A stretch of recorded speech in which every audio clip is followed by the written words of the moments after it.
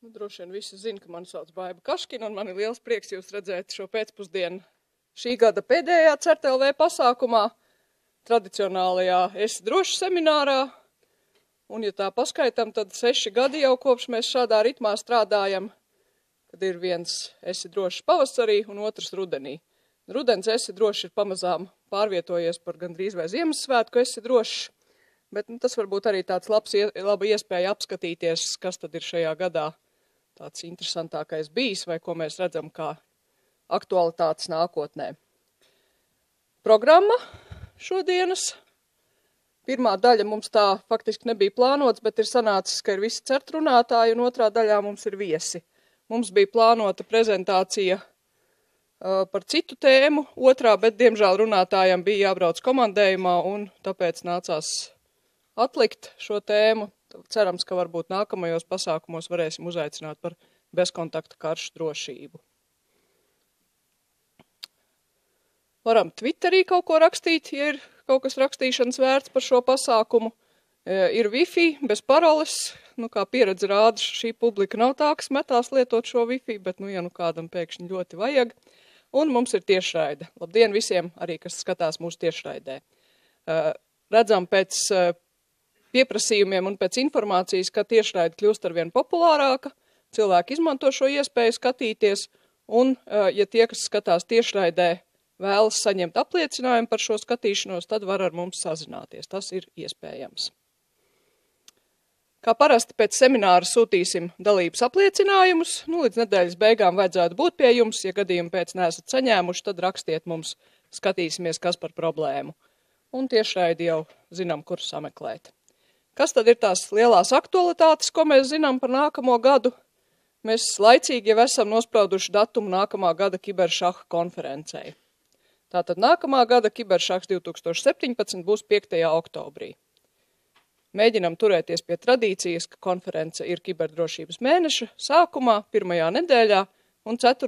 mums liekas tāda laba diena, lai visu dienu runātu par drošību. Tātad ierakstiet kalendāros. Otra lieta, kas neapšaubām nākamgad būs aktuāla un skars diezgan daudzus no mums, ir tīklu un informācijas drošības, jeb NIS direktīva. Tās ieviešana Latvijas likumdošanā. Pagaidām aktivitātes notiek tikai Eiropas līmenī CERTu grupu veidojot, bet Latvijas līmenī kādas izmaiņas likumdošanā būs, par to visaktīvāk, es domāju, ka tieši runāsim nākamgad. No tehniskā viedokļa mēs redzam, ka nākamgad lielās aktualitātes būs mobilās ierīces un lietu internets. Jau šogad ir daudz piemēru, kas rāda, ka šīs lietas paliek arvien interesantākas, gan Mirai botnets ar visām izpausmēm mūsu leduskapjos un citās ierīcēs, kas pieslēgts pie interneta, gan arī dažādas interesantas lietas, ko arvien biežāk novērojam savos vai par laimi nesavos mobilajos telefonos. Pārējais droši vien tas pats, ar ko nodarbojamies šobrīd, bet vēl viena liela aktualitāte, protams, ir ministru kabineta noteikumi numur 442, un par tiem es aicināšu Edgaru Tauriņu atgādināt, kas tad ir tas svarīgākais šobrīd. Paldies, labdien visiem. Jā, es tiešām ļoti īsi gribēju tikai atgādināt par pāris lietām, kas šķita aktuāls un par ko mēs esam saņēmuši vairāk vai mazāk arī jautājumus saistībā ar šiem TMK noteikumiem. Vēlreiz jāuzsver, ka iestāde ir tā, kas pati veic savu sistēmu novērtēšanu, kā viņai ērtāk un kā viņai būtu piemērotāks. Protams, es domāju, ka šobrīd jau visiem vajadzētu būt skaidram, kādas jums sistēmas ir un vai viņas ir pamata vai paaugstināts, tāpēc šeit vienkārši īsts atgādinājums, ka metodika vērtēšanas ir, protams, aprakstītiem kā noteikumos, tur ir kritēriji, un ja jūs saņemat pie sistēmu vērtējumu kaut vienu A kategoriju vai visas 3 B klases, tad tā jau sanāk paaugstināts drošības sistēma.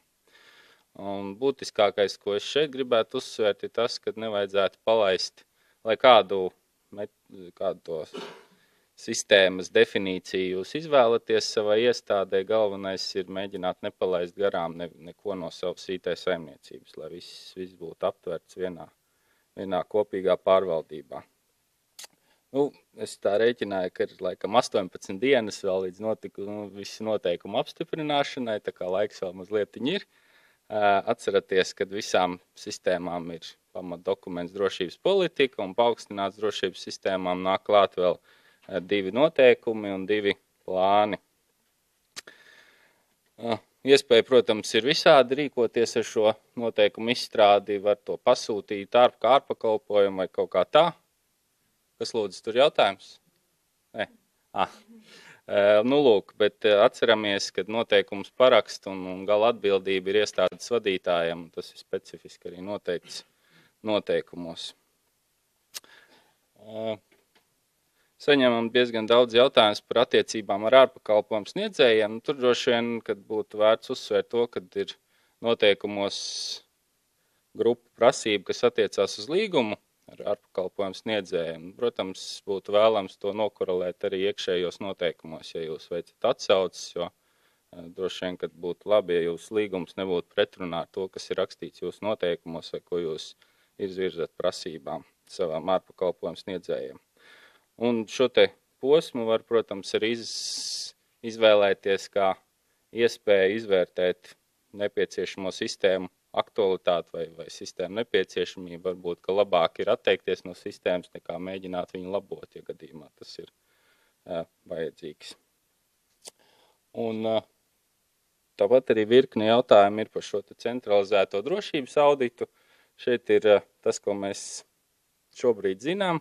Tātad aizsardzības ministrija plāno šo iepirkumu veikt centralizēti, kā tas ir arī prasīts noteikumos.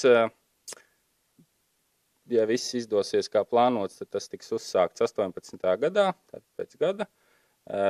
Nākamgad, acīm redzot, aizsardzības ministrija sāks ar to, ka apzinās situāciju iestādēs, kā jūs esat novērtējuši savus sistēmas, lai apzinātu apmēram šī te pārbaužu apjomu, un attiecīgi arī paredzamo naudu, protams.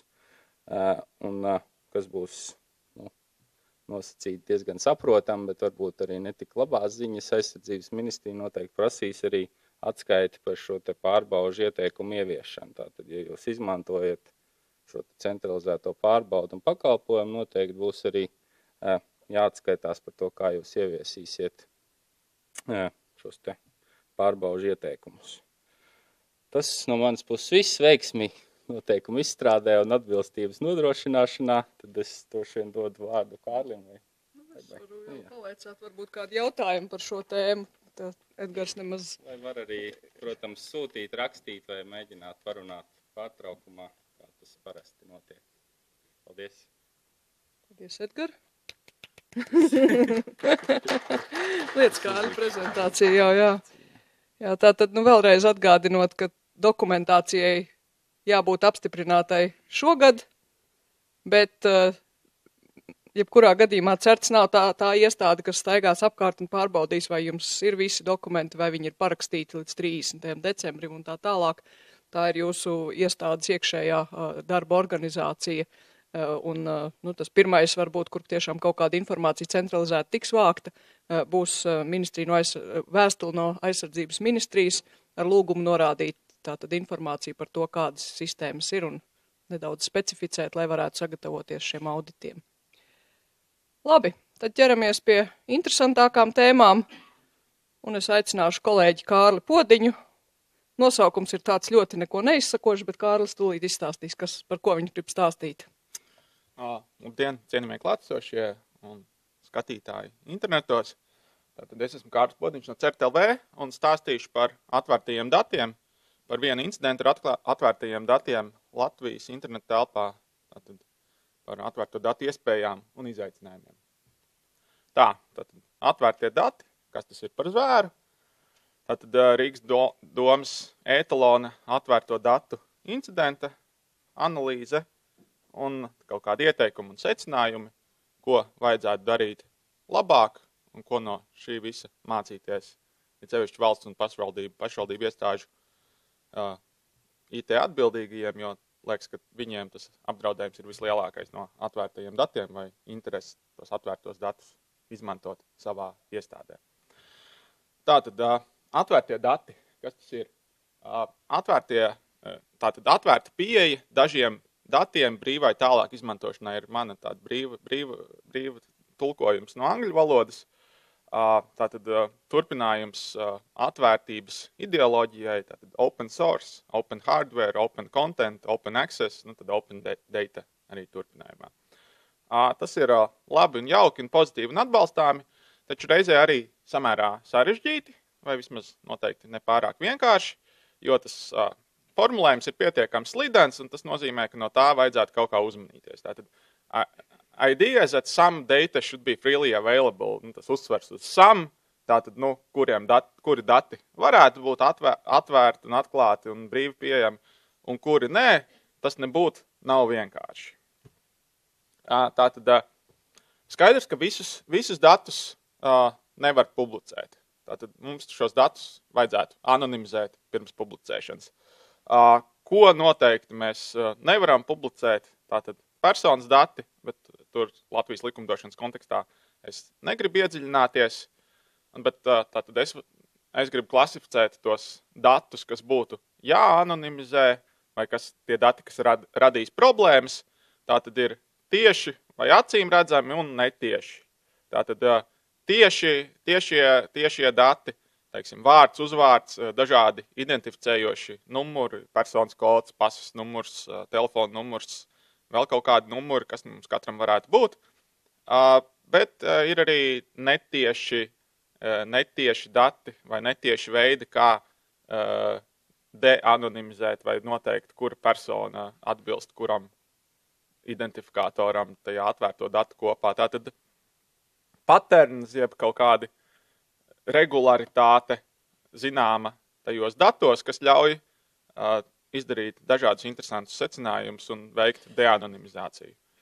Tātad viena lieta ir tie patterni tajos pašos atklātajos datos, un otrs apdraudējuma avots ir citas publiskas datu kopas. Tātad, deanonimizācija, tātad no anonimizētiem vai pseidoanonimizētiem datiem iegūt atpakaļ sakarību, kurš cilvēks atbilst kuram datu ierakstam. Tātad tas zvērs ir jau samērā sens, vismaz zināms, ka ir vismaz gandrīz 20 gadus atpakaļ jau pirmais tas deanonimizācijas vai viens no pirmajiem deanonimizācijas atklājumiem vai publikācijām bijis. Tātad Amerikas Savienotajās valstīs vienā no pavalstīm bija valsts vai pavalsts ierēģiem veselības aizsardzības, kaut kāda apdrošināšana. Tātad šie dati tika publicēti anonimizētā veidā, lai parādītu, ka tās pavalsts vai štata ierēģiņi nenodarbojas ar kaut kādām, viņiem netiek veikti kaut kādas aizdomīgas medicīniskas manipulācijas, kas nebūtu nav vajadzīgas. Tātad, principā, slimnīcas pacientu dati, kuros pacienti tiek identificēti pēc pasta indeksa, dzimšanas datuma un dzimuma. Tātad vārds, uzvārds vai kaut kādi citi unikāli numuri nav, bet ir pasta indeks, dzimšanas datums un dzimums. Tātad šie dati bija brīvi pieejami kā open data, savukārt tā Latanya Sweeney, kas tajā laikā bija studējis, nezinu īsti kurā līmenī, bet tātad viņai bija tas viedoklis, ka tā darīt nedrīkst, ka šāds veids atklāja pārāk daudz informācijas, un viņi to nodemonstrēja par $20 nopērkot oficiāli vēlētāju reģistra datus, ko Amerikas Savienotajās valstīs pārdod. Tātad tur ir savukārt vēlētāju reģistrā ir vārds, adrese, pasta indeks, dzimšanas datums un dzimums. Tātad tie trīs vienumi, kas ir gan vienā datu kopā, gan otrā pasta indeks, dzimšanas datums un dzimums. Ar to pietika, lai deanonimizētu tos slimnīcas lietojuma datus tā štata gubernatoram. Tā diezgan eksplicīts veids, kā parādīt, ka tur ir problēmas, jo pirms tam arī tas pats gubernators bija tā kā publiski apgalvojis, ka tur viss ir forši un nekāda problēma ar personīgo, ar privātumu šeit nav. Tā tika nodemonstrēts, ka tomēr tādas problēmas tur ir. Tātad otrais gadījums vai deanonimizācijas piemērs, ko es gribētu jums parādīt. Tad Šmatiko un Narayanan 2008. gadā deanonimizēja Netflix filmu nomas datu kopu. Tātad Netflix ir vai bija, es nezinu, vai viņš vēl ir dzīvs, tātad DVD online nomas kantors, kurš, lai uzlabotu savu ieteikumu algoritmu, publicēja lielu datu kopu ar anonimizētiem datiem, kur vienkārši ir datums, kāda filma ir iznomāta un klienta identifikators. Un tajā uzbrukumā, ko izveidoja Šmatiko un Narayanan, viņi izmantoja pieņēmumu, ka lietotāji ik pa laikam publicē kaut kādus dažus limitētu informācijas apjomu par filmām, ko viņi skatās.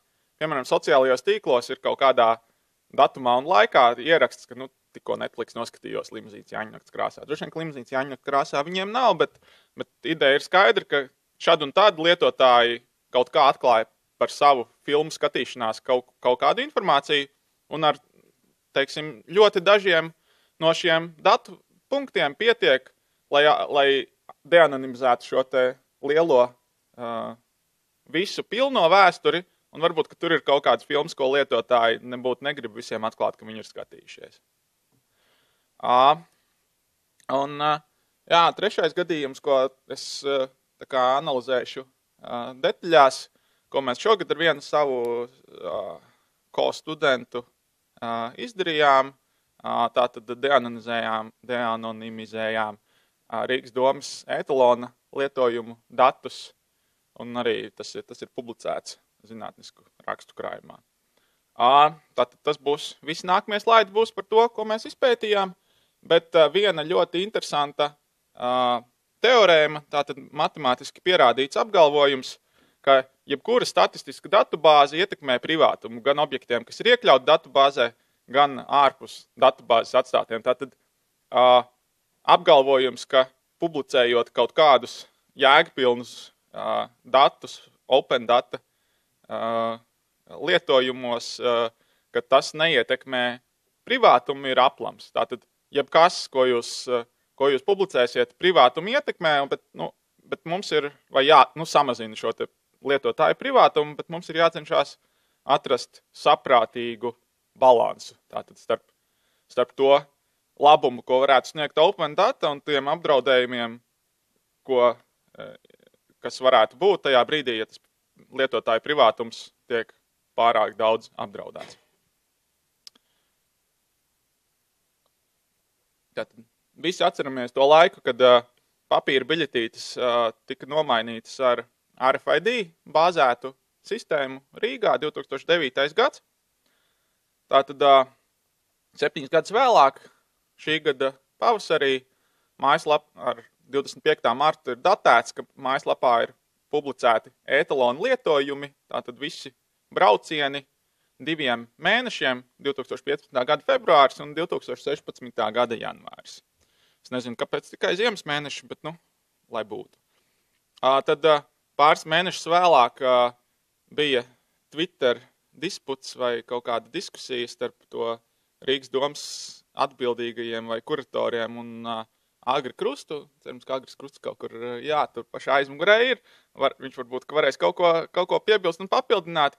Bet tā, Agris saka, ka tas ir slikti un apdraud privātumu, un tas otrs viedoklis bija, ka es īsti nezinu, kāds var paši izlasīt Twitterī. Tad arī varbūt ievērības cienīgi, ka pat 2015. gada Lata balva arī bija Rīgas domē kā atvērtākajai iestādēji iedota. Tātad, labi, kas ir tajos datos?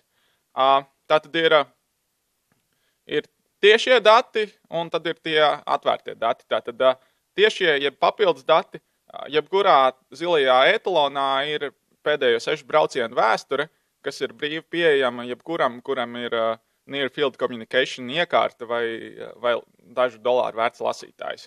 Tātad var nolasīt pēdējos 6 braucienus, kas jau arī varbūt nebūtu nav forši, bet par to es diskutēšu mazāk.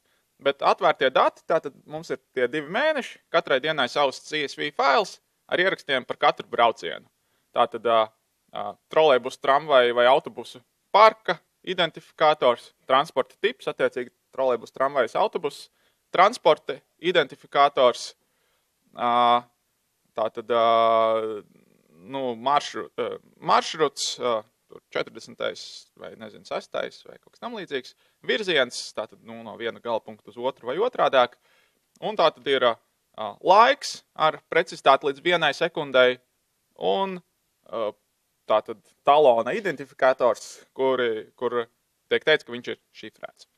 Paskatīsimies vēlāk, kas no tā. Nedaudz statistikas. 16. gada janvārī bija 11 miljoni braucienu, 15. gada februārī bija 5,5 miljoni braucienu, tātad kaut kas nav kārtībā.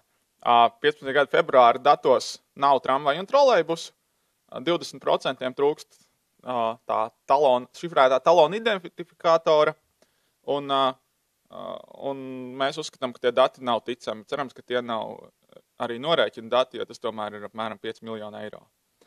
16. gada janvāris, kas ir interesanti, ir 57, turpat 58 tūkstoši braucienu no iepriekšējā mēneša. Varētu teikt, ka tā ir sinhronizācijas problēma, bet tā kā sliktākajā gadījumā tā sinhronizācija bija nobīdīta par 26 dienām, tātad janvāra datos bija 4. decembra apmēram brauciens, kas ir interesanti, un 75 braucieni no nākamā mēneša. Labojams kļūdas, kas man liekas kritiski, lai tos datus varētu izmantot. Trūks dati par reisu, tātad cikos ir izbraucis no galapunkta, tas transports, kurā ir iekāpts, un arī nav, līdz ar to nav vietas par geogrāfisko vietu, kur tas talona reģistrācija ir veikta. Lai tie dati būtu ērti izmantojami satiksmes plūsmas veidošanai, būtu vajadzīgi tie dati, ka 6. tramvajā visi cilvēki iekāpj Juglā vai pie Bērnu pasaules vai centrā. Tas būtu loģiski. Tātad tajā pētījumā mēs izveidojām statistiskas metodas, lai atrastu tās iespējamās pieturas, kur kaut kāds tas brauciens, kur tas cilvēks ir iekāps, bet to es neizplūdīšu detaļās, jo man vairs nav laika. Tātad ir nelabojams kļūdas, ir nemainīgs, ir unikāls tas šifrētais talona identifikators visā mēnesī. Un līdz ar to ir iespējama ērta deanonimizācija. Tātad datubāzes vaicājums, mēs varam izmantot vai datubāzes vaicājumu par tiem pēdējiem 6 braucieniem, pieņemot, ka visi braucieni būs publicēti, nevis tikai 2 mēneši, vai arī izmantosim tikai tos datus, kas mums ir tiešām tie 2 mēneši, jeb tas mēnesis, un skatīsimies uz transporta lietojumu paternu.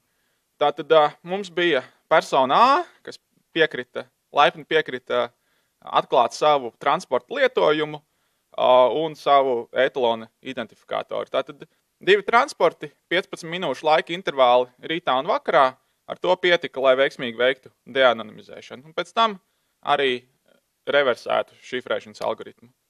Tātad, kā tiek veikta personas tā deanonimizācija, principā ielasīta dati datubāzē un veikts kaut kāds garš, bet pietiekami vienkārši selekts no datubāzes.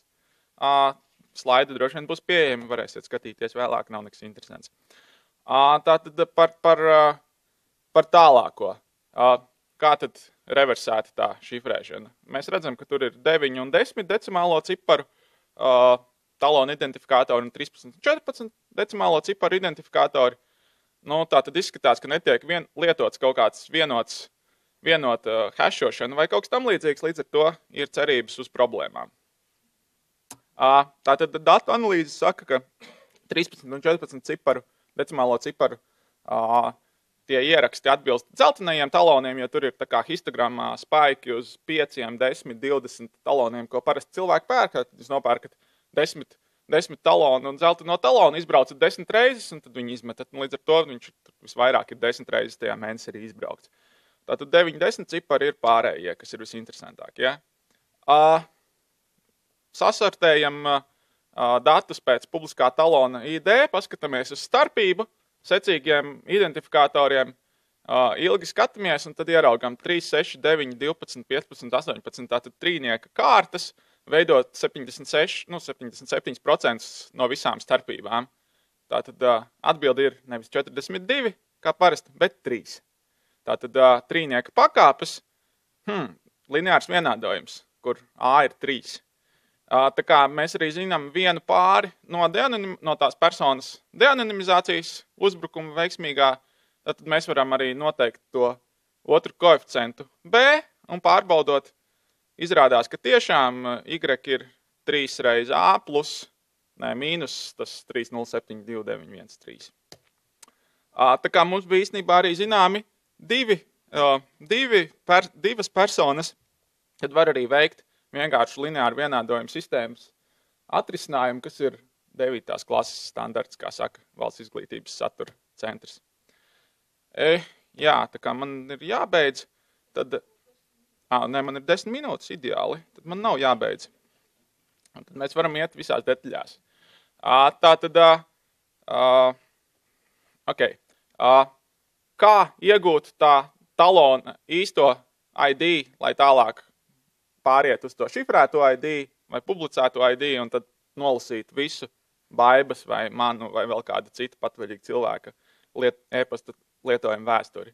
Tātad mēs varam to darīt tieši, nolasīt no tā ar RFID, mēs varam kaut kā, izlikties par kontrolieri, paprasīt talonu vai vienkārši paburzīties gar somu, vai tā kā tie ir radioviļņi, tad jo lielāka antena, jo tālāks attālums, attiecīgi, ja mēs gribam, uztaisam ļoti lielu antenu, kas silda pus pasauli un no ļoti liela attāluma nolasam talona ID.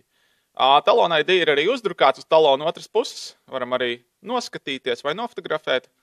Varam arī iegūt netieši tātad no kaut kādiem sociālo tīklu ierakstiem vai attēliem sociālajos tīklos, ja tur ir, teiksim, kāds Twitter konts, kurš ir ierakstījis, ka tur 6. tramvajā iekāp un atkal smird vai kaut kas tāds, tas ir geotagots, tas ir ar laika zīmogu, ja vien nav tās privātuma iestatījumi, tātad no tā var iegūt priekšstatu par to, kad cilvēks ir iekāpis no dažiem šādiem te ierakstiem, mēs varam atrast tā cilvēka visu braucienu vēsturi tālāk.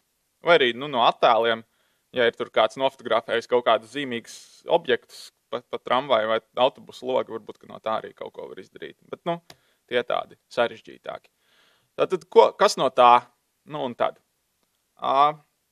Mēs varam diezgan vienkārši iegūt mājas un darba vai studiju vietas, ja mēs gribam. Tātad, ja mēs redzam, ka ja tas cilvēks ir kaut kāds biežs etalonu lietotājs, tad ir skaidrs, ka viņš iekāpi parasti no rīta pie mājām, izkāpi pie darba, pie studijām un vakarā otrādāk. Var mēģināt meklēt kaut kādas reliģiskas vai partijiskas vai kādas citas grupas piedarības, ja mēs to ļoti gribam. Ja tur kaut kāda partija X sanāk reizi mēnesī kaut kādā konkrētā vietā, tad no tā var mēģināt skatīties, kas tur brauc, kurš tur savādāk nebrauc, vai ne? Tad vēl ir arī interesanta demonstrācija feature creep pasākumam vai problēmai. Jā, interesanti, ka tas ir notiek šeit Citadelē. Es zinu, ka Citadele piedāvā etalona un bankas kartes kombināciju.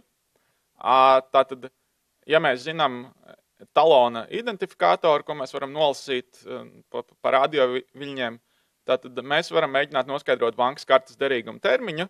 Ja mums būtu visi etalonu lietojumi, tad pieņemot, ka tas cilvēks, viņam ir atbraukus atsūtīta tā jaunā bankas karte, viņš drīzumā ir sācis viņu lietot tramvajā, mēs varam pateikt, ka tas pirmais lietošanas datums plus 3 vai 5 gadi ir bankas kartes derīguma termiņš.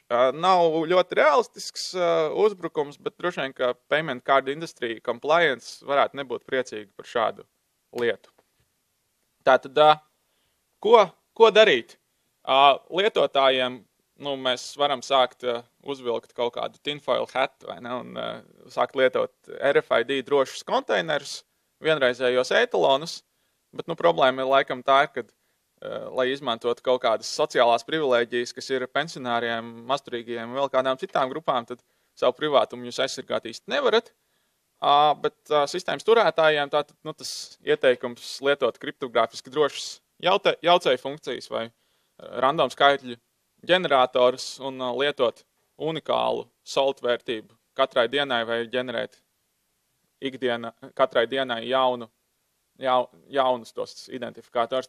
Tādā veidā jūs saglabātu, jūs pazaudētu to, ka es, teiksim, katru dienu braucu no tās vietas uz to vietu un atpakaļ, bet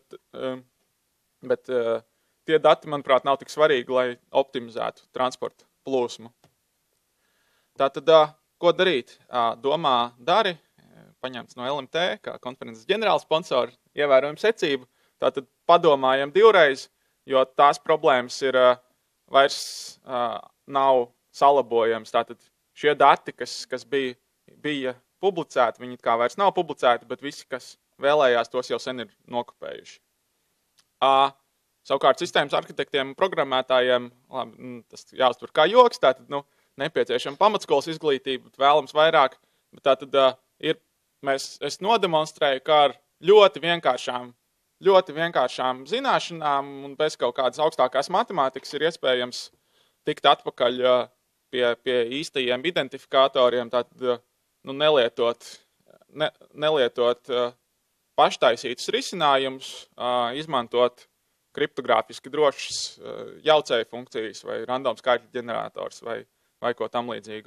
Un savukārt sabiedrībai droši vien, ka ir jāpieprasa ievērot savas tiesības uz privātumu un kaut kādā veidā sodīt vai kratīt ar pirkstu to privātumu pārkāpējiem. Tātad man šķiet, ka privātajā sektorā šis te open data būtu mazāk aktuāls, jo dati ir biznesa pamats un man šķiet, ka neviens saprātīgs bizness nekad savus datus nekādā veidā nepublicē. Savukārt valsts sektorā, kur lielākoties no apmeklētājiem varētu būt, man šķiet, ka šī prognoze ir tā kā apdraudējums būs augošs. Open data būs vēlme no politiskās vai iestādes vadības, ka mums vajag arī kaut ko no open data, jo tas izskatās moderni un arī ir moderni un ir labi un jauki, bet tie riski un sekas būtu jāapzinās labāk.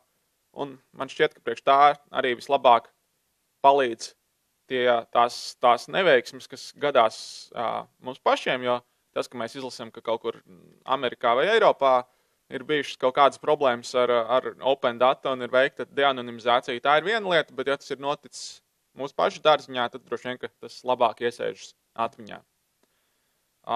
Man šķiet, ka tas ir arī viss. Man ir mazliet laika dažiem jautājumiem, ja ir zālē mikrofons, lai arī dzird jautājumu.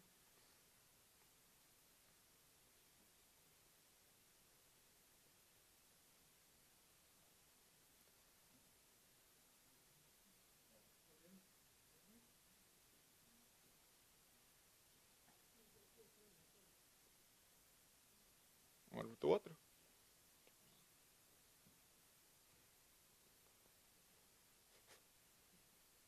Labi, es atkārtošu jautājumu, jūs sakiet skaļi.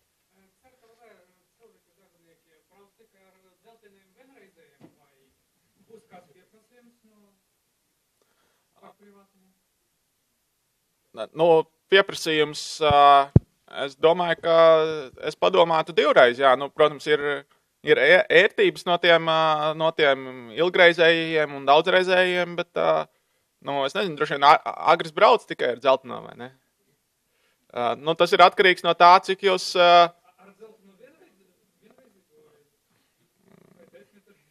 Droši vien, ka vislabāk ar dzelteno vienreizējo, jā, bet,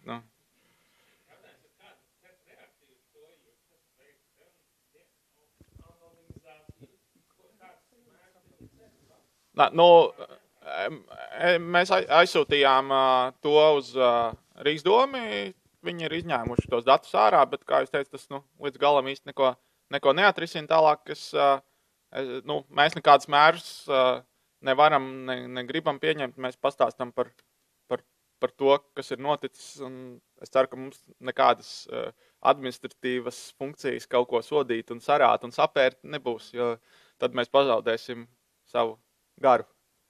Es gribētu papildināt, ka principā tas nav cert lauciņš. Tātad, ja mēs skatāmies tas, kas ir rakstīts likumā un tas, ar ko mēs nodarbojamies, tad šis jau ir stipri tālu no tās mūsu pamatfunkcijas. Un, jā, varbūt var paskaidrot, kāpēc tev šī interese tieši šajā jomā darboties. Bet tas ir tā kā, jā, manas studija un patstāvīgās pētniecības virziens, tātad, vai kaut kas, ko man gribējās papētīt, bet tas nav tas, kas būtu cert ikdienas biznesa. Es atceros, vai jums izdevās identificēt kādu konkrētu personu? Tajā jūs pastāstā īsti tā kā... Jā, tātad mums izdevās atrast divas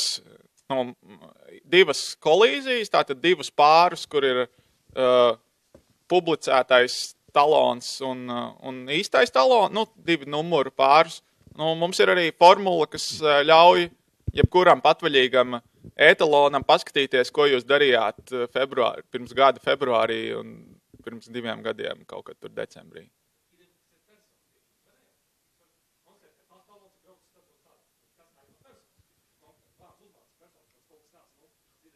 Nē, tas reālais uzbrukums būtu tāds, ka, ja jums ir kaut kāds zilais etalons, kurš ir daudz lietots, tad no viņa numuru nolasīt no attāluma nav nekāda problēma. Ar mazu antenu no tuva attāluma, ar lielu antenu no tālu attāluma, un tad mēs varam paskatīties, ko jūs esat darījis pagājušajā vasarā, tā teikt. Es taisies uzdot jautājumu, bet es ceru, ka es neatklāšu nekādu baigo noslēpumu. Ir publisks API, kur ievadot etalonu numuru, var dabūt vārdu un uzvārdu. Jā, bet runājot par etaloniem, jautājums, kā tad sabiedrība var sodīt kādu komersantu vai cita veida juridisku personu, kas nodarbojas ar tādām lietām, vai šādi dati vispār būtu jāuzkrāj, tas ir jautājums. Var, protams, kā es braukt ar balto etalonu, ja, kas izmaksā stipri dārgāk nekā citas alternatīvas, bet sajūta tāda, ka drīzāk soda mani, nevis es kādu sodu. Nezinu, to es nevarēšu komentēt par to, kā tas jau sabiedrībai pašai, un nezinu, ne man atbildēt. Un man otrais jautājums akadēmisks par to sākotnējo tēzi, par privātumu un atvērtajiem datiem. Varbūt var nedaudz pakomentēt to pierādījumu daļu tai hipotēzei. Man neradās sajūta, piemēram, atvērtie dati, kas publicē ielu geogrāfiskas koordinātas, vai atvērtie dati, kas publicē veikala pārtiks produktu krājumus. Es neredzu, kā viņi apdraud privātumu. Tas būtu, piena paku privātumu apdraud, bet, tātad, ja tie ir dati, kur ir kaut kāda sakarība ar, ja tie ir, teiksim, kaut kādu lielveikala pirkumu dati vai kaut kas tam līdzīgs, kaut kas, kur ir reāls cilvēks, tad to reāli cilvēku privātumu arī apdraudētu. Tā matemātiskā tas pierādījums ir tāds, ka jebkuri izmantojami dati samazina privātumu, bet, protams, tur lielveikala piena pakām privātums īsti tā kā does not apply, vai ne? Ja drīkst pakomentēt, tur auditorijā bija jautājums, vai identificē kādu konkrētu cilvēku. Man sauc Agris Krustis, bija tā, ka minēts tādā sākumā ar tvīta bildi. Principā, es pastījos tos datus, aptuveni zināju, cikos sievas sēdi iekšā autobusā pie savu biroju, tad viņas datus viņas braucienus varēja identificēt. Un kas bija interesanti, kad jūs jau varat pēc tam, kad jūs esat atraduši to konkrēto numuru, jūs varat skatīties, kā viņi pa dienu braukā. Kad varēja redzēt, ka sieva, piemēram, dažreiz arī kaut kur darba laikā aizbrauc kaut kādām vietām. Tāpēc ar tiem datiem ir tā uzmanīgi jāpietās. Ja es viņam varu sakot līdz tam cilvēkam, tāpat braukāt un zināt, kur... Jā, tā tad izseko sievu vai izseko draudzeni. Kāds servis droši vien, ka varētu būt. Tad jau pieliek GPS. Laikam jautājumu vairāk nav. Paldies par uzmanību. Varēsiet noķert mani kofiju breikos. Paldies Kārlim. Jā, šis pētījums ir mazliet tālāk no tā, ar ko mēs parasti nodarbojamies, bet mēs domājam, ka interesanta lieta un ka ir vērts izstāstīt. Nākamā prezentācija ir stipri formālāka un stipri tuvāk pie tā, kas mums ir jādara un ko mums likums ir uzlicis darīt. Aicināšu kolēģi Kristiānu Teteru stāstīt par lietu, ar ko mēs esam sākuši nodarboties kopā ar aizsardzības ministriju šogad. Lūdzu. Vēl tikai tavi slaidi jāatrod. Jābūt apakšā.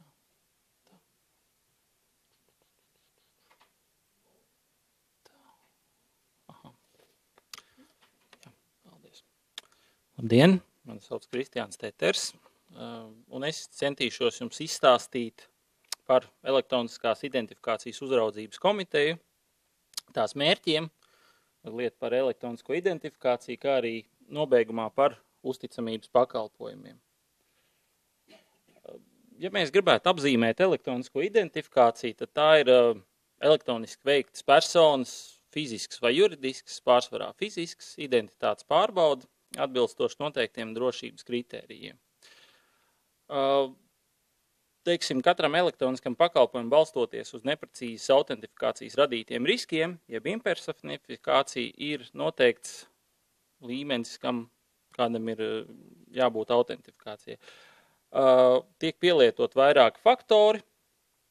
Autentifikācija pārsvarā norit tiešsaistē, un kā personas elektroniskās identifikācijas rīku mēs varētu minēt Latvijas EID karti. Izmantojot elektronisko identifikāciju, mēs varam saņemt valsts un pašvaldību iestāžu nodrošinātos pakalpojumus, saņemt dažādus pārskatus, iegūt informāciju par sevi, un nākotnē ir plānots, ka izmantojot elektronisko identifikāciju, būs iespējams saņemt pārobežu pakalpojumus Eiropas mērogā. Protams, valstīm, kas būs nodrošinājuši šo iespēju.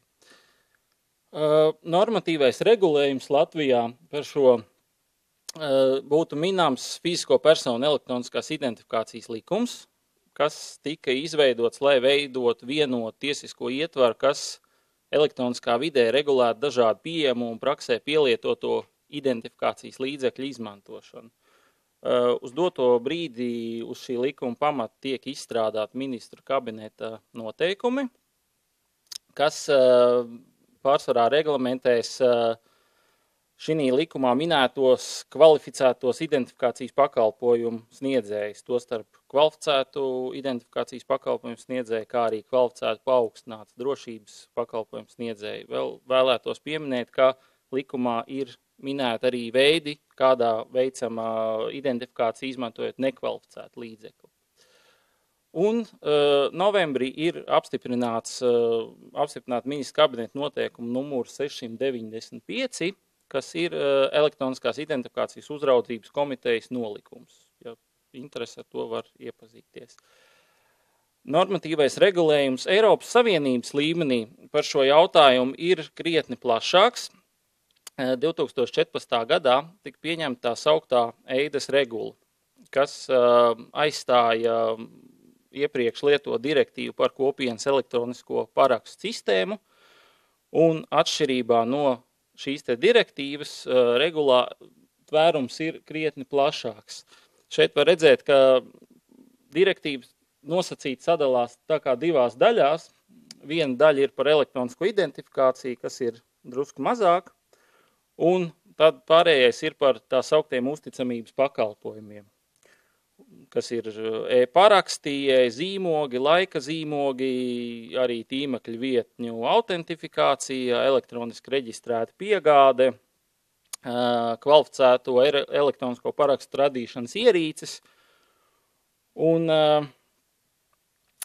bet par EID jomu šajā regulā ir minēts tādas lietas kā elektronisko identifikācijas schēmu uzticamības līmeņi, dalību valstu pieteikto elektronisko identifikācijas schēmu savstarpējā atzīšana, dalību valstu elektronisko identifikācijas schēmu paziņošanas process, kā arī šīm te schēmām, kuras dalību valsts izziņo Eiropas Savienībā, ir jāatbilst zināmiem sadarbspējas kritērijiem.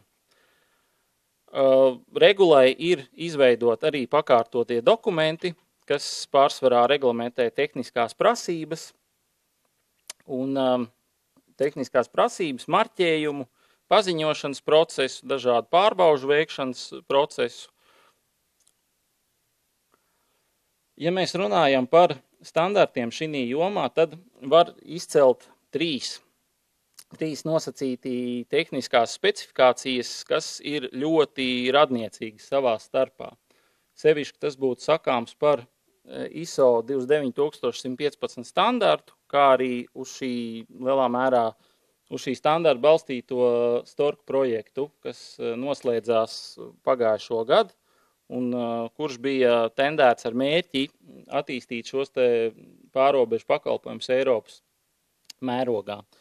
Gan ISO 29115, gan Stork projekts balstās uz tā sauktiem uzticamības līmeņiem, pa kuriem es minēju iepriekš, un šādi līmeņi tur ir 4. Sākot no attiecīgi, tad 4. līmenis praktiski ir uzskatāms par analogu tam, ja personas identitāte tiek pārbaudīta klātienē.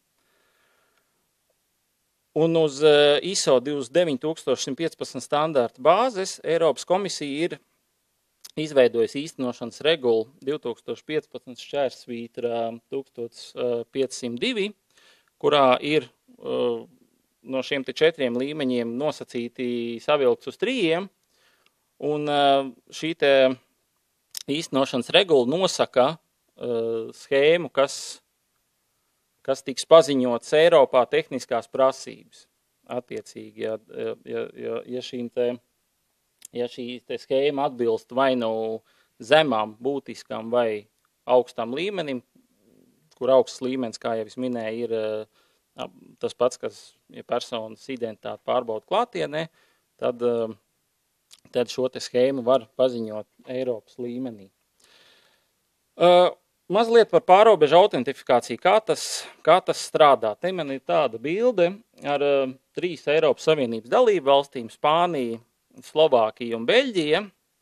Pieņemsim, ka Slovākijā ir, teiksim, žurnālists, kas vēlās pieteikties darbam Beļģijā, ko viņš izdara elektroniski, aizsūta datus par sevi, kādas viņš ir izglītība. Tad šis te darba devējs caur Beļģijas tā saukto piekļuvas mezglu, jeb šeit ir mazliet PEPS minēts, tas ir programmatūra, kas tika izveidota Stork projektā, sazinās ar Slovākijas mezglu nacionālo, kurš savukārt izgūst informāciju gan no universitātes Slovenijā. No universitātes Slovenijā, kur minētā persona ir ieguvusi izglītību, kā arī satura informāciju par to, ka minētā persona ir ieguvusi izglītību arī Spānijā. Un attiecīgi Slovenijas mezgls sazinās ar Spānijas šo te mezglu, izgūst informāciju, un viss šī te informācija tiek iesniegta informācijas pieprasītājam par personas izglītības līmeni. Uz doto brīdi komitejas galvenie darbības mērķi būtu veikt nacionālās EID schēmas paziņošanu Eiropas komisijā, kā arī citu EIDAS regulā noteikto uzdevumu izpildi, kas ir saistoši Nacionālajai uzraudzības institūcijai. Veicināt kvalificētu elektroniskās identifikācijas pakalpojumu izmantošanu Latvijā, kā arī nodrošināt funkcijas, kas komiteja ir uzticētas ar fizisko personu elektroniskās identifikācijas likumā noteikto.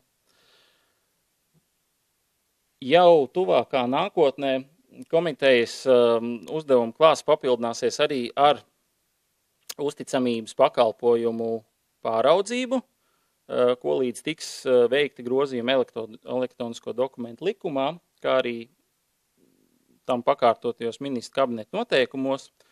Jāpiebilst, ka ar šo sfēru šobrīd nodarbojās Datu valsts inspekcija, bet ko līdz stāsies spēkā šie te grozījumi, tad funkcija tiks deleģēta elektroniskās identifikācijas uzraudzības komitejai. Vidējā termiņā komiteja tiks noteikts arī atsevišķas NIS direktīvā noteiktās funkcijas, kā arī Eiropas Savienības pilsoņu iniciatīvas un dažādu parakstu vākšanas sistēmu certifikācijas jautājumu. Komiteja ir uzbūvēta kā koleģiāla institūcija, kas sastāv no komitejas padomes, kuri pārstāvēti aizsardzības ministrijas, varam, satiksmes ministrijas, tieslietu ministrijas un iekšlietu ministrijas vadītāji, kā arī CERT vadītājs, Datu valsts inspekcijas vadītājs un komitejas sekretariāta vadītājs. Uz doto brīdi komitejas sekretariātu pārstāv no aizsardzības ministrijas puses 2 darbinieki, kā arī no CERT.LV puses 2 darbinieki. Jāpiebilst, ka no CERT.LV puses pārsvarā tiek pārstāvēt tehniskā un dažāda audita un standarta kompetence šī komitejā. Mēs esam nonākuši līdz uzticamības pakalpojumu uzraudzībai. Es ieliku šo te bildi, tāpēc, ka uzticamības pakalpojumu regulēšana, pāraudzība, auditēšana un certifikācija ir Eiropā pārstāvēta krietni ilgāku laiku nekā elektroniskās identifikācijas pāraudzība, bet šie te procesi ir diezgan līdzīgi. Uz doto brīdi ir tā, ka, ja, piemēram, Latvijā vēlētos certificēties kāds uzticamības pakalpojumu sniedzējs, piemēram, savu e-parakstu, zīmogu, vai tad šis te process tiek valstī nodrošināts caur vairākām iestādēm, viena no kurām būtu Nacionālā akreditācijas iestāde, kas akreditē auditorus, kuri ir tiesīgi un spējīgi auditēt pēc EIDAS prasībām šo te pakalpojumu sniedzēju, jeb TSP. Un tad, kad šis audits tiek pabeigts, ziņojums tiek iesniegts uzraudzības iestādei, kura balstoties uz šo te ziņojumu, ja tas ir pozitīvs, akceptē, ka pakalpojums sniedzējs ir certificēts, jeb pakalpojums sniedzēja pakalpojums ir kvalificēts, kas nozīmē, ka tam ir arī juridisks spēks un tiek iekļauts tā sauktajā trust listā. Šeit es mazliet vēlos pieminēt, ka principā viss, kas saistīts ir ar dažādiem gan pakalpojumu sniedzējiem, gan elektroniskām identifikācijas schēmām, principā tas tiek Eiropas komisijas līmenī tiek veidot šādi trust listi, kurus pārstāvo, attiecīgi, kur tiek definēti šie te gan pakalpojumi, gan arī to sniedzēji. Tad mazliet pieskāršos sauktajiem trust listiem. Trust lists ir veidots, lai jebkurā brīdī Eiropas Savienības mērogā būtu iespējams pārliecināties par attiecīga uzticamības pakalpojumu sniedzēja statusu. Trust lists ir publisks, tiek publicēts tiešsaistē, atbilstoši Eiropas komisijas īstenošanas lēmumam 2015/1505 un tiek apvienots sauktajā LOTL jeb List of Trusted Lists. Savukārt, kā jau es minēju, pakalpojumu sniedzēja auditus veids akreditēti eksperti, kas var būt auditori, vai arī pārsvarā tās ir auditoru firmas. Pēc iepriekšējā regulējuma Latvijā to veica trīs no lielākajām auditoru firmām. Tas ir KPMG, Ernst Youngs un PricewaterhouseCoopers pēc standartizētas metodikas. Pārsvarā šos auditus veids pēc ECI, kas ir Eiropas standartizācijas organizācijas veidotiem standartiem, kuriem attiecīgi ir pievienot arī tā sauktie checklisti, līdz ar ko kritēriji ir vienādi visā Eiropas Savienībā, un no Latvijas uzticamības sarakstā ir LVRTC e-paraksts. Tā kā regula ir pieņemta relatīvi nesen, ir dažādas arī aktuālie jautājumi, ja tā var teikt, problēmas, kas pirmām kārtām atšķirībā no uzticamības pakalpojumiem elektroniskās identifikācijas schēmas tiek regulēts ar ievērojumu mazāku standartu skaitu, kā arī būtībā pagaidām tiek auditēts pēc nozares labākās prakses, tostarp pēc tā paša ISO 29115. Standarti nemitīgi mainās. Arī būtībā tai skaitā tehniskās iespējas ir mainīgas. Tad, tā kā EIDAS regula, ja tā var teikt, tika ieviesta dažādos soļos, no kuriem uzticamības pakalpojumiem ir stājies spēkā. Šogad šis te regulējums ar šī gada 1. jūliju. Savukārt elektroniskās identifikācijas schēmu izziņošanai vēl šis termiņš ir galējies 2018. gada septembris. Tad rodas jautājums, kā praksē notiks citu Eiropas Savienības dalību valsts certificēto elektroniskās identifikācijas schēmu atzīšana.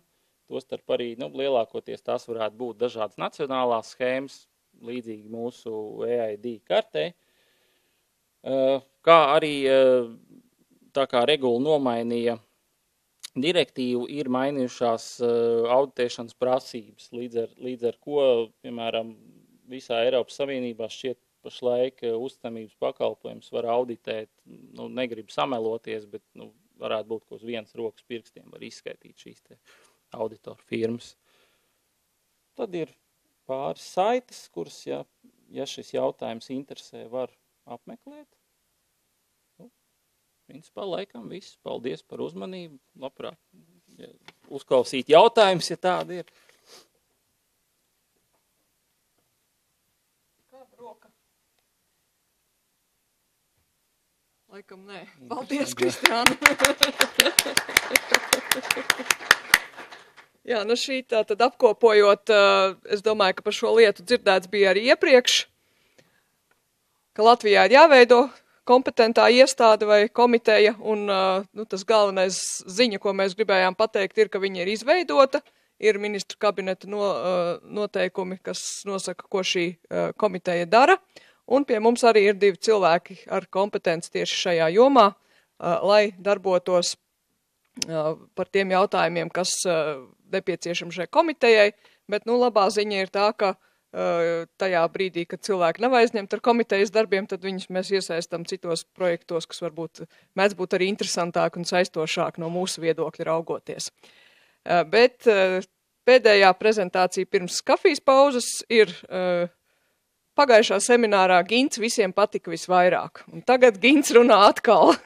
Es ceru, ka jums atkal patiks viņa apkopojums par to, kas tad ir aktuāls, kas ir tas, ko mēs redzam tieši no vīrusiem, no uzbrukumiem. Lūdzu. Jā, labdien, mani sauc Gins Malkalnietis. Stāstīšu es par to, kas notiek vairāk tādā ļoti globālā mērogā, ne tikai to, kas notiek ar valsts iestādēm, bet vispār dažādos vīrusu krāpniecības un citos jomās Latvijas internetu vidē. Tātad šī gadā visvairāk raižu man, policijai, dažādiem uzņēmējiem ir sagādājuši tā sauktie viltotie rēķini. Pirmo reizi tāds aktīvs posms viņu pielietošanā pret Latvijas uzņēmējiem sākās apmēram pirms gada, 2015. gada novembris, decembris. Ievērojami zaudējumi ir no katra šāda veiksmīga gadījuma 10 000 līdz lielākais cipars tur ir 200 000. Tie nav 20, bet 200, un mēs zinām par neveiksmīgu gadījumu, kurā bija mēģinājums izkrāpt 500 000 eiro vienā vienīgā gadījumā. Diemžēl schēma ir vienkārša, bet efektīva. Galvenie cietēji, dažādi eksportētāji, kas nav saņēmuši naudu par savu preci, un diezgan daudz arī pircēju, kas ir samaksājuši pretī neko nesaņemot. Krāpšana notiek parasti izmantojot e-pastus ļoti vienkāršā veidā. Tiek iegūta kontrole pār kāda no darījuma partneru e-pastiem. Krāpnieki apskatās, kas tur notiek, kurā brīdī kādam ir kaut kas jāmaksā un piesūta rēķinu ar viltus rekvizītiem. Diemžēl cilvēki nepārāk zina, kā strādā e-pasts. Tur ir gramatiska kļūda, bet viņu mīļākais lauciņš ir replay to, kurš atšķirās un var būt atšķirīgs no from. Līdz ar to cilvēks, kas atbild uz viltotu e-pastu, sāk sarunu, dialogu jau ar pašu krāpnieku. Līdz ar to krāpnieks, protams, apstiprina 5 reizes, ja vajag, kad viņu piesūtītais bankas konts ir tas, uz kuru jāmaksā. Līdzīgā veidā var tik apstrādāts arī tas, kurš gaida maksājumu, aizsūtiet viņam, teiksim, viltus maksājumu uzdevumu ar tekstu, kad es jau visu bankā samaksāju, gaidiet naudu. Nauda, diemžēl, nekad neatnāk. Viss sākās ļoti vienkārši. Kādam tiek iesūtīts šāds vai savādāks e-pastiņš, kurš leju pielādē pietiekami labi pazīstamu trojāni. Diemžēl katrs no vīrusu upuriem saņem kaut ko pietiekami unikālu. Antivīrusi šos trojānus pirmās dienas neķer. Kā jūs redzat, trojānis ir iesūtīts, kā es esmu pierakstījis, septembrī. Līdz novembra beigām neviens nebija šo paraugu iesūtījis vīrusu totālā. Es pats to izdarīju, tāpēc es zinu, ka tieši šis ir vienīgais eksemplārs, ko jau kāds ir viņiem iesniedzis. Līdz ar to iespējas, ka pirmajās dienās viņus noķers tieši jūsu antivīrus, ir diezgan minimāls. Ko jūs iegūsiet tenī brīdī, kad sāksiet veikt kādu darījumu? Skaistu atvainošanos par to, ka dažādu iemeslu dēļ šīs darījums ir jāapmaksā uz citu bankas kontu. Konts visbiežāk būs kādā Anglijas bankā vai Āzijas bankā vai Polijas bankā. Katrā ziņā kaut kur, kas nav ļoti tālu no šī te uzņēmuma ikdienā izmantotajiem bankas kontiem, vai, teiksim, ja viņam ir vairākas ārzemju filiālis, tad kādā valstī, kur tās filiālis būs. Diemžēl maksātāji īpaši aizdomīgi pret šādiem piedāvājumiem mainīt kontu neatiecas. Vai nu šis uzņēmums ir iepriekš jau kaut kādas reizes mainījis šos maksājumu kontus, vai nu viņiem liekas pilnīgi normāli, kad viņam var būt kaut kādas nepatikšanas, teiksim, kā šī gadījumā ar vīdu vai kaut ko līdzīgu. Viss tiek noformēts rakstveidā, uzbrucēji ir iemīļojuši PDF redaktorus, viņi izmanto par pamatu reālus rēķinus, kas tiek iegūti no e-pastiem, ar visiem parakstiem, visiem zīmogiem, sakonfigurējot jaunus rēķinus ar izmainītiem datiem. Un, ja, lai viss būtu vēl skaistāk, viņi mēdz arī uztaisīt weblapus, uz kurām aizejot jūs redzēsiet, kad šis bankas konts tiešām piedar šādām uzņēmumam. Diemžēl standarta uzņēmuma mājaslapa parasti tikai vizuāli ir līdzīga šai kopijai. Viņi atrodas citā domēnā, bet šie te krāpnieki novilto domēnu un izmanto kaut ko vizuāli ļoti, ļoti līdzīgu. Cilvēki parasti nepārbauda rūpīgi to visu un iekrīt. Šī gadījumā šī lapa ir uztaisīta speciāli krāpšanai, jo uzņēmumam, kura vārdā tiek mēģināts kādu apkrāpt, vispār nav savas mājaslapas. Viņa nekad nav bijusi. Šis ir viltojums no nulles. Viņiem ir paņemti viņu rekvizīti, uzlikti uz smukas produkcijas, ko viņi tirgo tiešām.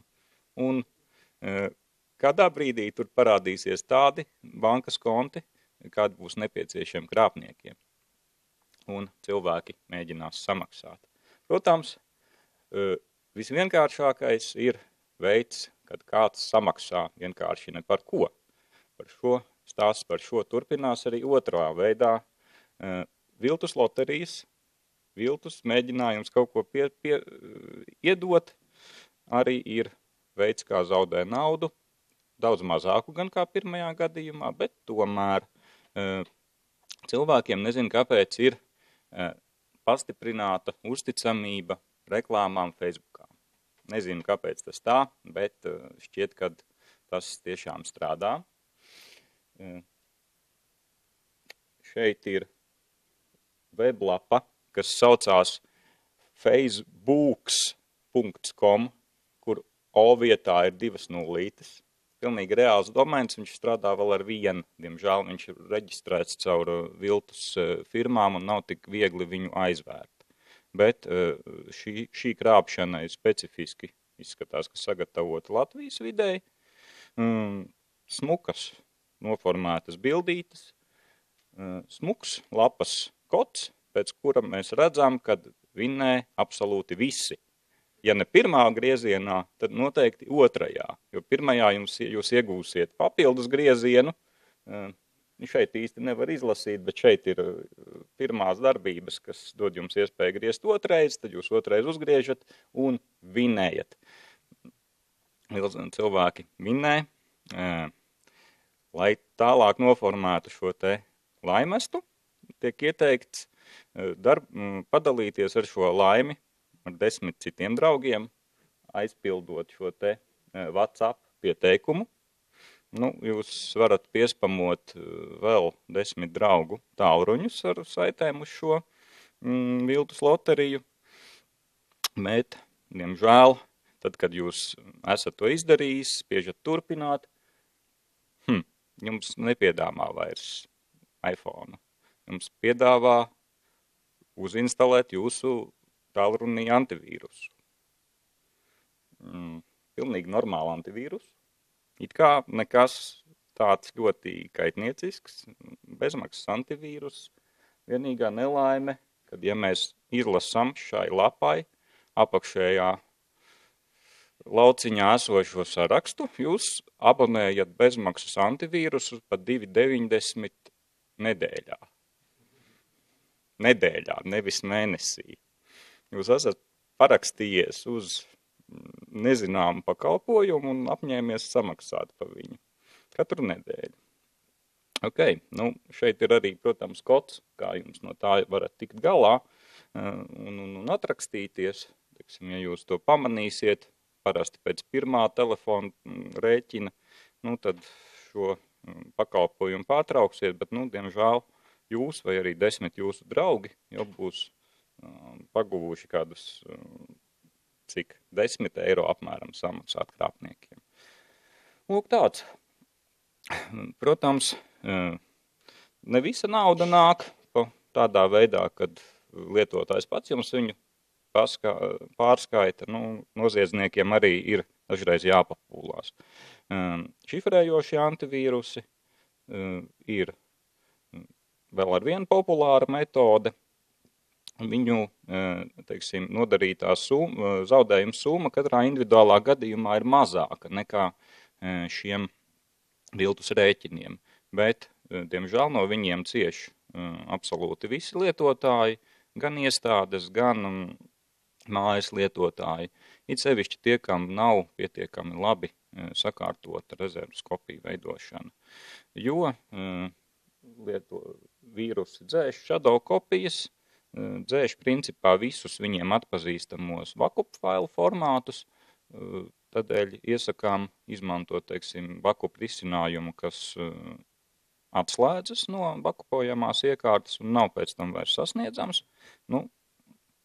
bet tas viss labi strādā uzņēmumiem, diemžēl mājas lietotājs tas nesargā. Un mērķa auditorijas mēdz būt ļoti specifiski tendētas, grāmatvežu uzņēmumu, juristi, lietvedes, dažādu uzņēmumu darbinieki, sevišķi, ja jūsu uzņēmumu vai iestādes darbinieku tālruņi ir pieejami internetā, kas valsts iestādēm ir obligāti, nu, tad arī viņi ir to sarakstā, kam cenšas kaut ko atsūtīt.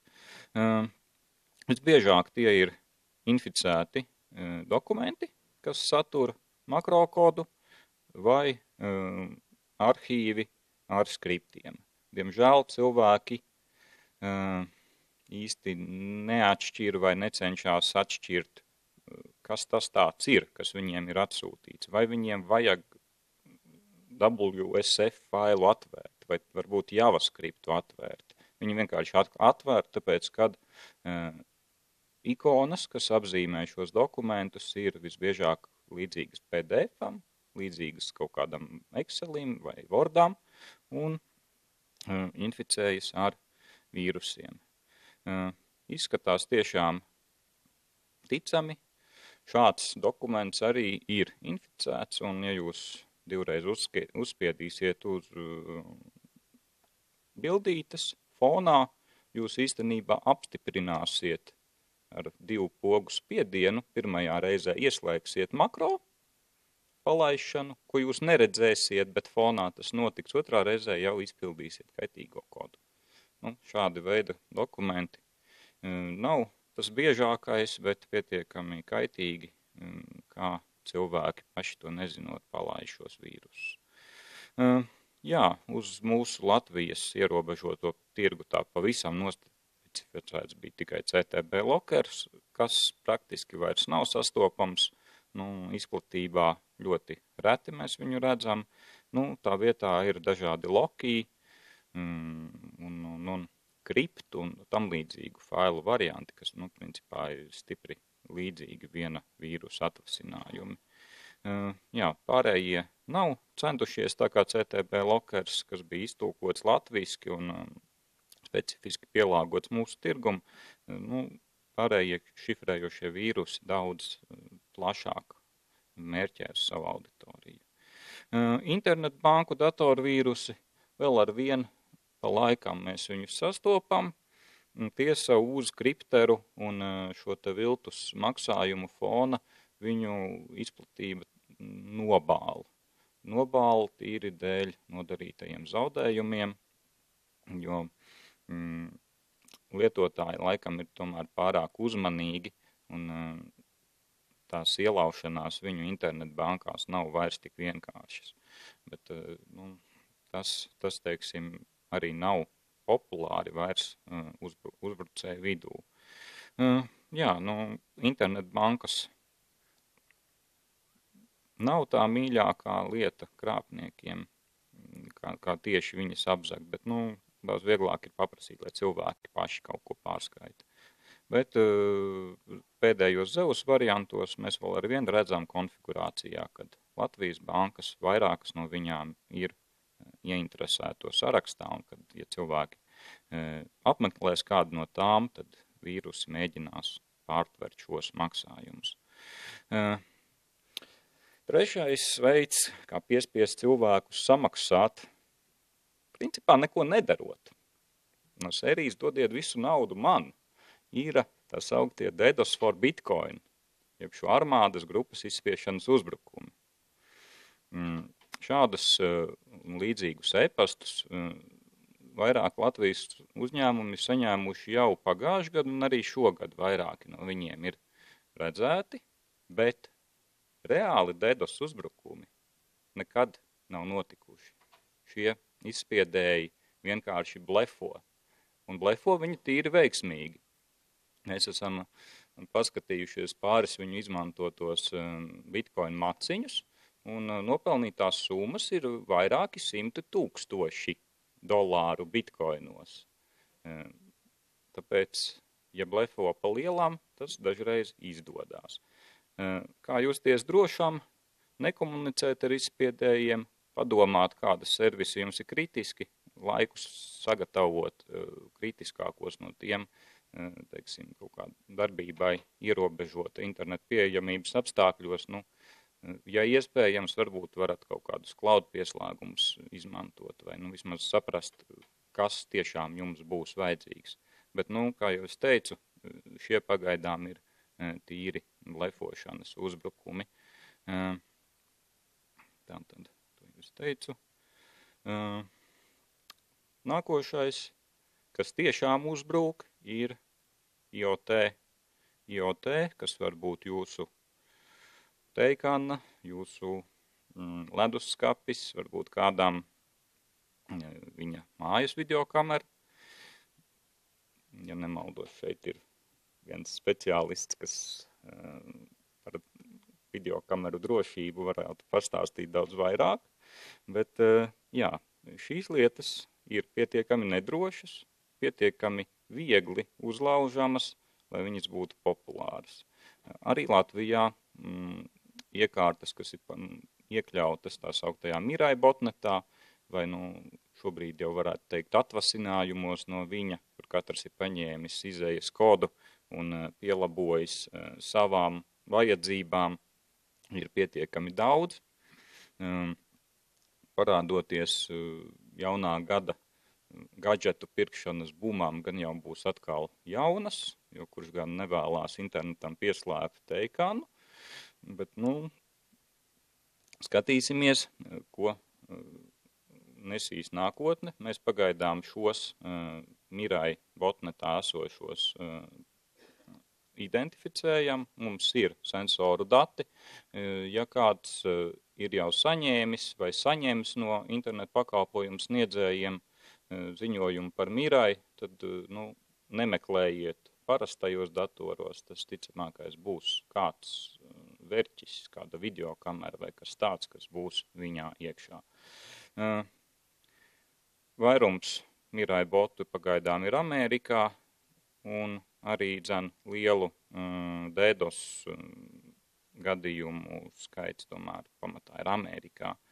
Bet, pamazām krāsojas arī Eiropa, un pieaugot šo iekārtu izplatībai, diemžēl, mēs nebūsim ļoti droši.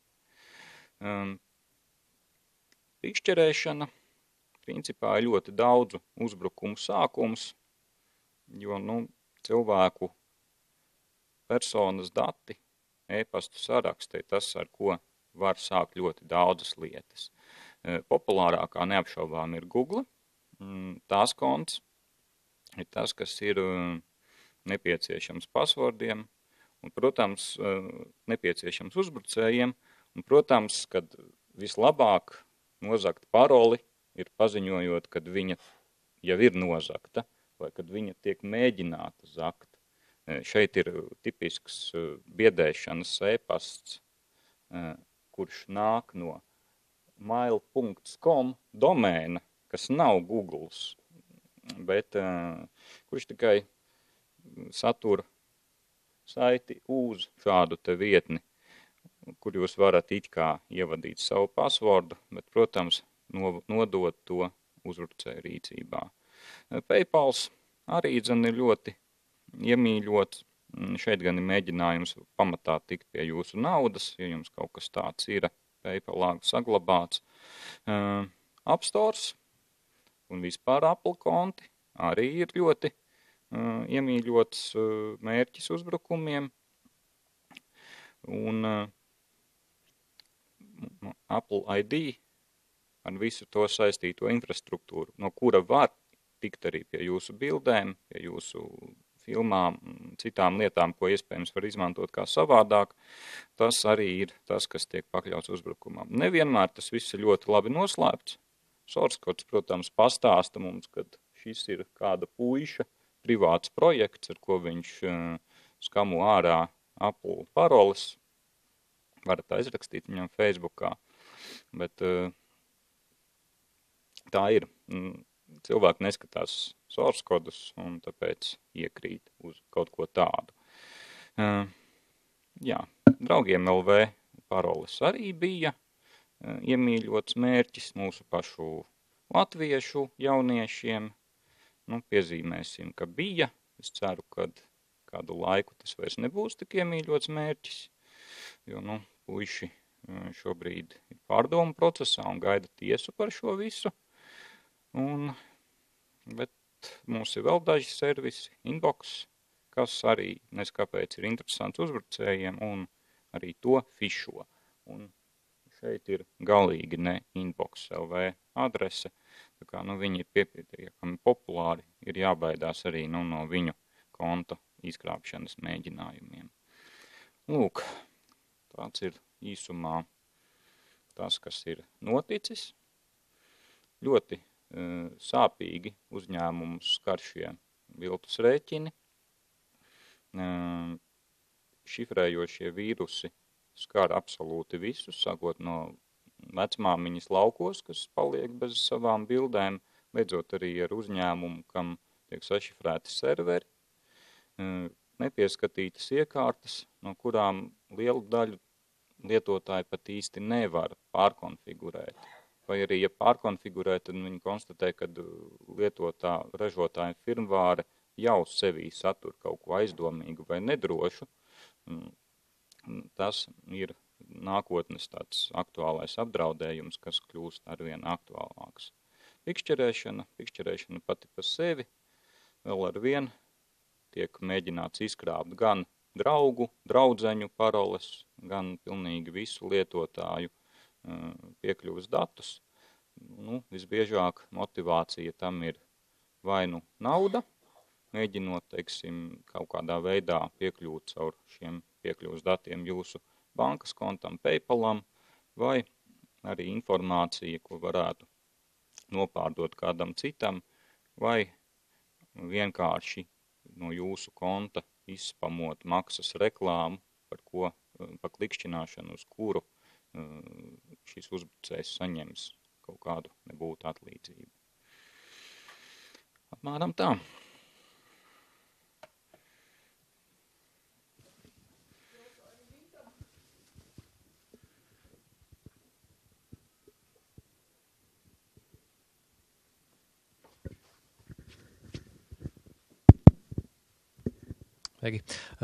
Vai tas, ka pie tiem uzlaustiem kontiem dominēja Apples un Google, tas vairāk nenorāda uz to, ka ir tieši mobilās ierīces ir tas lielākais drauds? Googles kontu gadījumā tiešām pikšķerēšanas mēģinājumi, kas tiek veikti uz un no mobilajām ierīcēm, praktiski ir vissekmīgākie, jo mēs esam redzējuši vairāk šīs Google lapas, kuras dēļ mobīlo iekārtu internetu pārlūku specializācijas lietotājiem praktiski nav atšķiramas no īstajām, jo viņām tiek noslēptas liekās malas, tiek noslēpts adresbārs, un lietotājs principā ir pa 100% pārliecināts, ka šī papildus autentifikācijas solis nāk no Googles, kas pieprasa kaut kādu piekļuvi kaut kādām lietām. Tāpēc, diemžēl, mobilās iekārtas ir tās, kur lietotājiem ir ierobežotas iespējas pārbaudīt, vai tās nav kaut kas cits.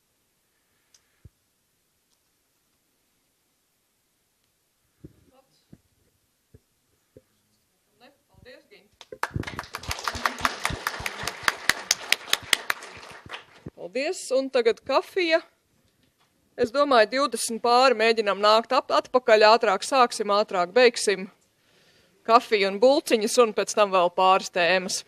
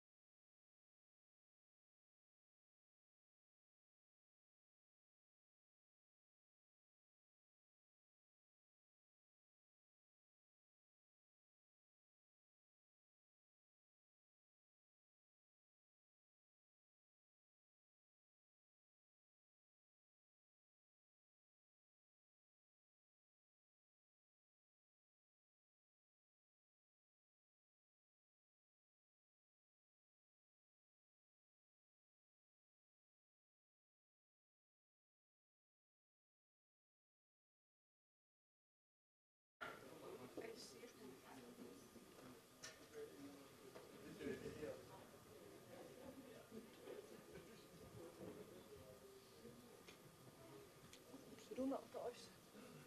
Jūs esat runātājs, ja? Nu, jā.